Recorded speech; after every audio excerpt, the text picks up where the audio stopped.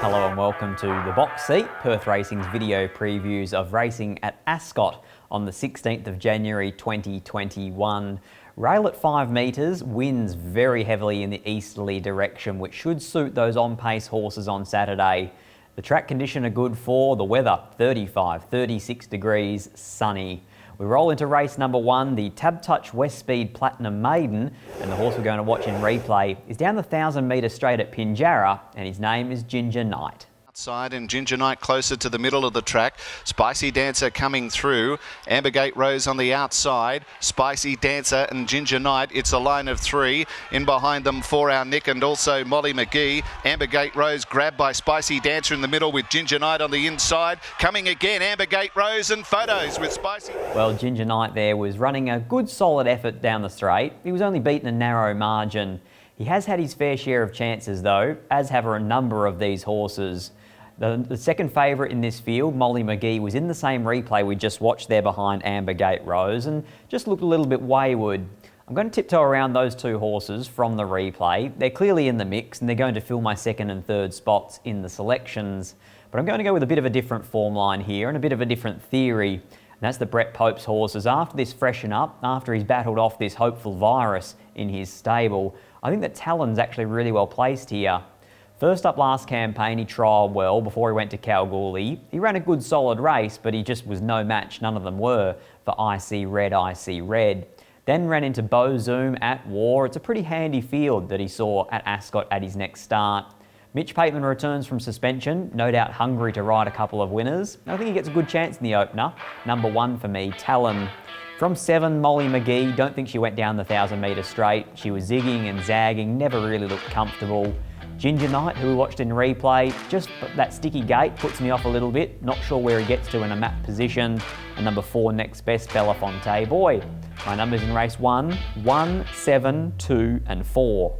Race number 2 for the juveniles is the Own the Dream launch plate for 2021. We're going to watch the trial of the very impressive Simon Miller debutante, Amelia's Chant.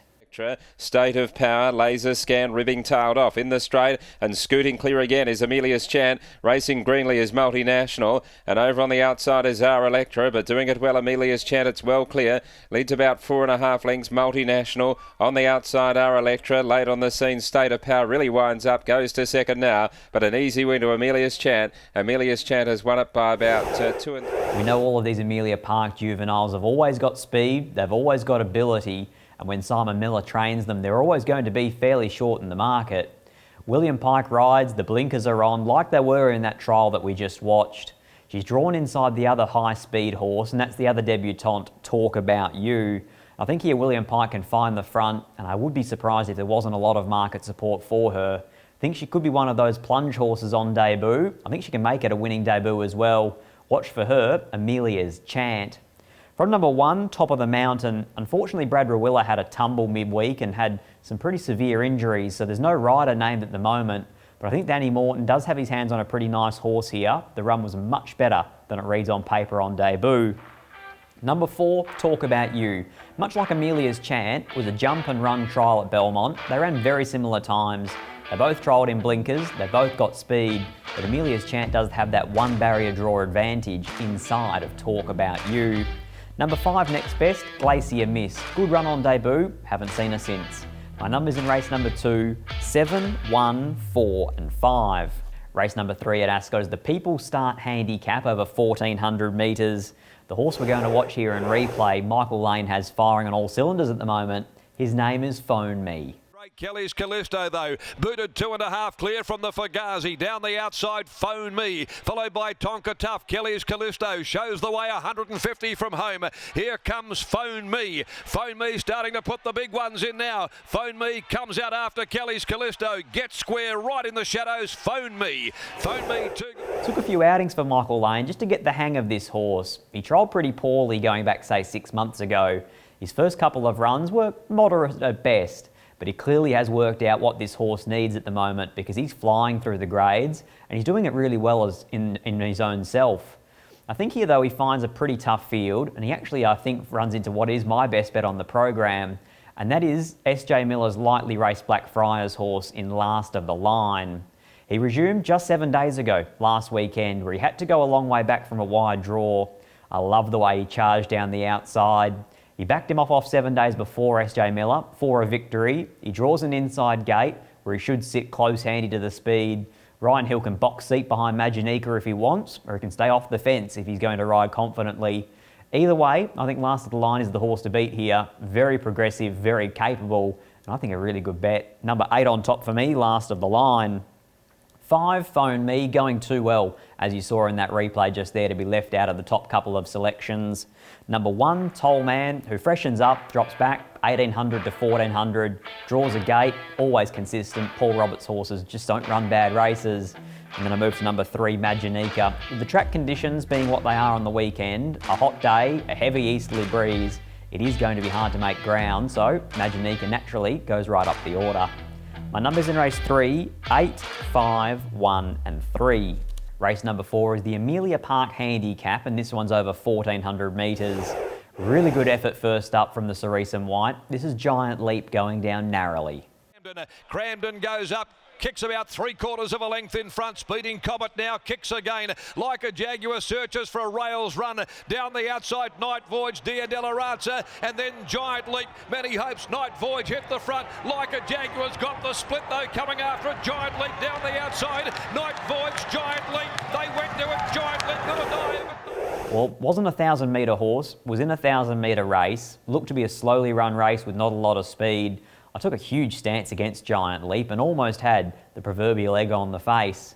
He did get beaten there, but it was a really flashing lights run. That said to me that he's returned exceptionally well. He's capable of winning a lot of races this campaign, Giant Leap, and clearly this is one of them. My only concern, as we'll reference a lot throughout this program, is the fact that there's 30 to 40 kilometre easterly winds forecast for Ascot on Saturday. And so what that means is that horses at the back of the field are going to find it very tough to make ground. He's likely to be short because he is in the Cerise and White, so I did go around him just slightly. I'm going with the Fugazi here. 72 plus, 66 plus, now back into a 60 plus. This is a horse who's placed to Laurentinio, placed to Rationale. I think that form is definitely good enough to win this. And the way he's going, he'll get the right run and he'll probably sneak in about the each way quote because I'm expecting Giant Leap to go around quite short. So if we can sneak 5.50 each way, I'd be disappointed if the Fugazi didn't run in the top 3. Number 5, Giant Leap, first up run was excellent, 1400, much more his go. Number 2, Peppy Jack, who backed up off 6 days from last week's Fitzpatrick Plate, where he went back from the wide gate. That's simply not Peppy Jack's racing. Number 7, Bruce Almighty, scratched from a very winnable race on Wednesday to save for this, and draws the plum gate for Chris Parnham. My numbers in race number 4, 1, 5, 2 and 7. Race number 5 at Ascot is the Schweppes Plate over 1200 metres. Good, tough, gritty win last start this. This is our Danny sitting wide and still winning. Park wide, Z-Wigs near the rail, and Piker's about to get Keep Your Feet to the outside around the back of all day session. Our Danny's gone straight past Bourbon Bow. Keep Your Feet trying valiantly down the outside, Divine Beast. Over on the inside, Our Danny the leader. Keep Your Feet trying to get to it. Our Danny, Keep Your Feet, Divine Beast, splitting them all. They went to it, tight go. Clint Johnson Porter rode Our Danny that day. Got no luck at all from a wide gate. No guarantees that Carleen Heffel's going to get any luck from the wide gate, but what she does is take 3 kilos off this filly. I think 1200 metres just about sees her out, so I think it's a really smart move by Luke Fernie to claim from this filly. She's in form, she's won her last 2, she's gunning for a winning hat-trick, and while I say she's a question mark at 1200, she probably covered almost that much distance in that replay we just watched. I am, however, going to go with a Cerise and White horse resuming. Might get back, so is a bit of a query. It's going to be a price-dependent type of bet situation. But Magical Dream, if you go back and watch that win in the listed Belgravia Stakes for the 3-year-olds, that was a sensational win from the back of the field. A near side blinker goes on, so just the single blinker. Resumes first up, or at least fresh, no trial. And if she can hold a position in running, she should be very hard to hold out here, Magical Dream. From number 10 in Divine Beast, who was the horse in that replay that was flashing late in the red colours under Jade McNaught. Thought she arguably could have beaten the stablemate in that race, and can do it again so here. Number 3, Our Danny, very hard to beat if she gets across to the fence. And 2, an improver, all-day session with Mitch Pateman taking the ride, but more importantly, from an inside gate. My numbers in race 5, 5, 10, 3 and 2. Race number 6 at Ascot is the Crown Sports Bar Handicap, a 2200 metre race for the stayers. This was a monumental effort last start when deep the trip. This is Ukbar Ted.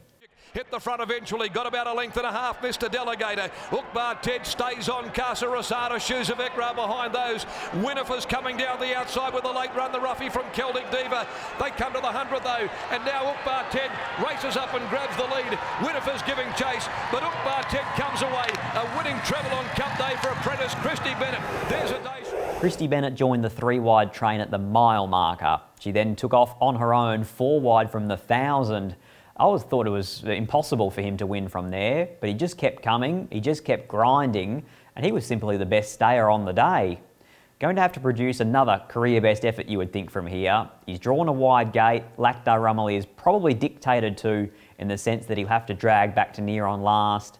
But off that last start replay, why couldn't he win this? I've pushed him down the order, Ukbar Ted, because I just don't know what kind of run he's going to get.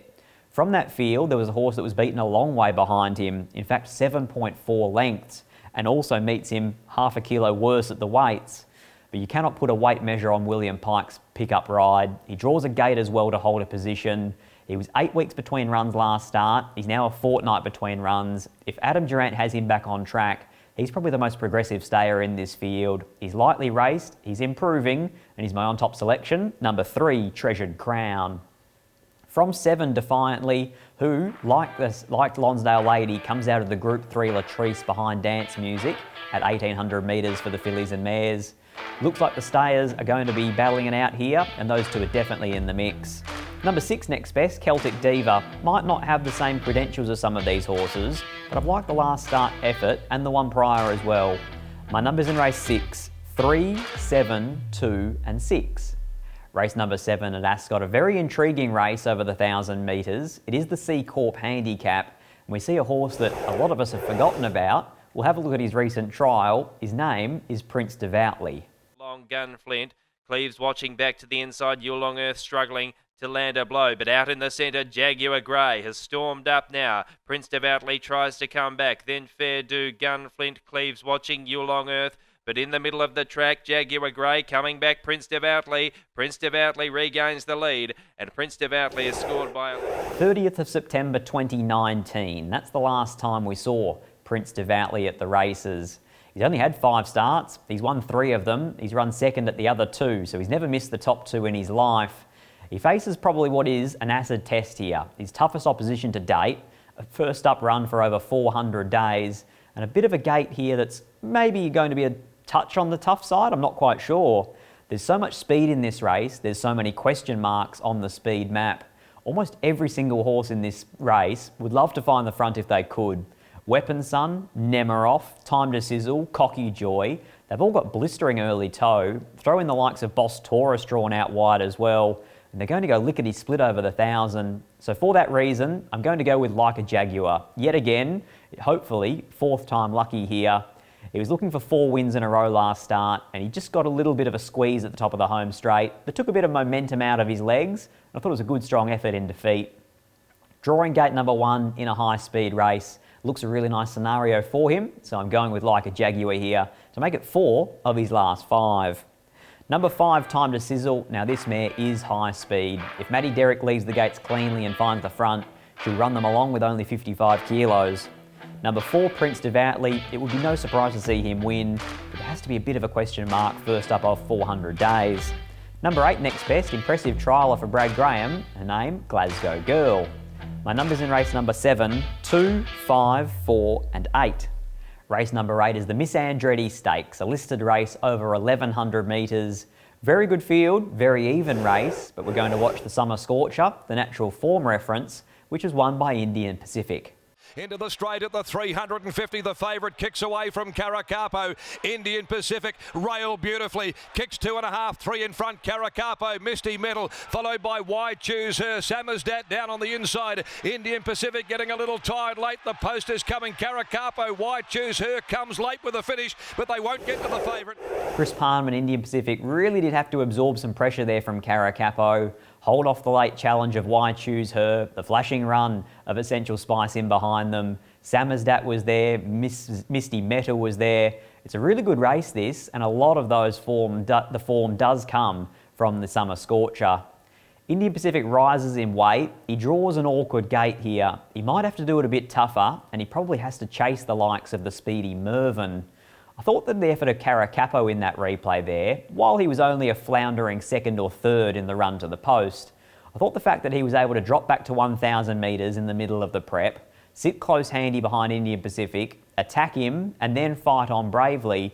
He gets weight here, he gets an extra 100 metres, he gets a barrier, and he's probably going to go around double figures. So for me, it's each way, Caracapo in the Miss Andretti Stakes.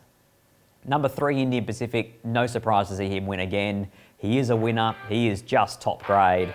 Number 10, and that's the speedy Mervyn. Haven't seen him for a fair few months since the Summer Carnival, but he'll burn across from out wide and gets conditions to suit. Number 6, Next Best, Little Essential Spice. Drawn an inside gate, probably is a favour for her. Hasn't won past 1,000, but she will be flashing at them late. My numbers in race number 8, 5, 3, 10 and 6. Race number 9 at Ascot, the Key Clean handicap at 1,800 metres. And this was Paul Harvey at his very best, lifting Rationale home last start. Through with Rationale, Shivers of Joy back on the fence. The Fugazi hit the front when they headed past the 250, joined quickly by Kiora Star. He's gone back to the rails now with Rationale. Fire Sale runs on from Dark Mission. Rationale's getting right up on the inside, grabs the lead, and Rationale put them away. Rationale, clever ride by the Pontiff to beat the Fugazi. Rationale all of a sudden found herself in a very awkward position. She was tracking up, 1 out, 3 back, midfield with some cover. When Jay McNaught took off around the outside with Fire Sale, all of a sudden Paul Harvey was pocketed and not at all travelling that well. He elected to cut the corner, he ended up on the back of the Fugazi, and once he got through there, she did let down powerfully along the inside. Looks like she's screaming out for 1,800 metres, but again, she's going to be back in traffic, and that kind of race pattern can always make her a bit vulnerable. I'm going to go with Naughty by Nature, who's a bit of a similar profile of horse really, does get back, does need luck, but is really knocking on the door. Some excellent runs in the lead-ups, those fillies and mares features, the Jungle Dawn, the Starstruck, the Latrice. She's been good in almost every single one of them. I think she can break through here, back in ratings company. That's number 6, Naughty by Nature. Number 2, Push to Pass, the Old Grey, the Evergreen, the York Cup winner. I think with Matty Derrick's claim, he's probably going to be getting under the guard of the marketplace here, and a winning chance at around 20 to 1. Number 3, Juicing Carrots, dropping back in trip from the Perth Cup. And then I went down to number 9, Rationale. I just wonder how much traffic she's going to be in. My numbers in race 9, 6, 2, 3 and 9. Rolling into best bets on Saturday, the 16th of January. I'm going race 3, number 8, Last of the Line, and race 7, number 2, Like a Jaguar. Autumn Cup fast approaching. All the ticketing information, perthracing.com.au.